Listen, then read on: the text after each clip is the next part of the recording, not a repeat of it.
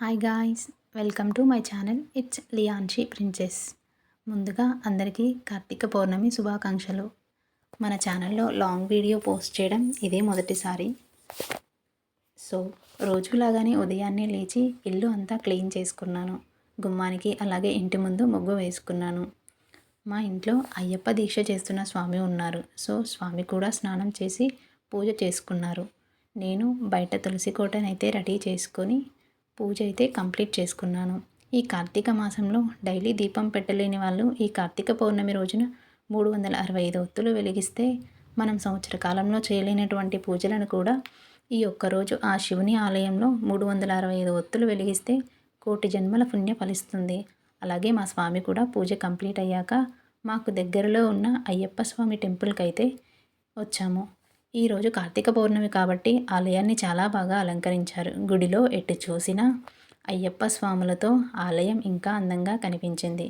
ఇంకా లేట్ చేయకుండా అక్కడే ఉన్న శివాలయంకి వెళ్ళి ఆ పరమశివుని దర్శించుకొని అలాగే ఆ అయ్యప్ప స్వామిని కూడా దర్శించుకొని ఇంటికైతే వచ్చేసాం.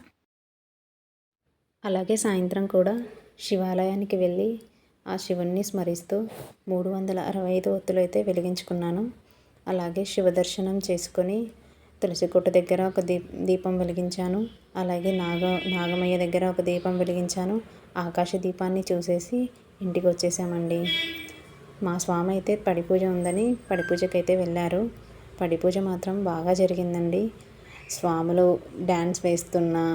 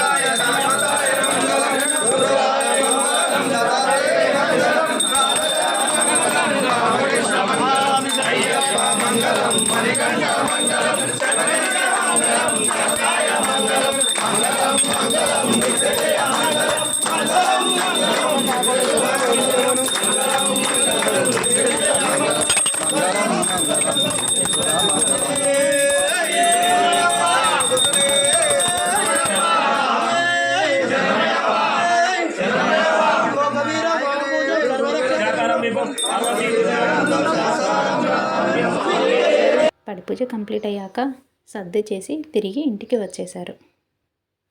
వీడియో నచ్చితే please like, share and subscribe.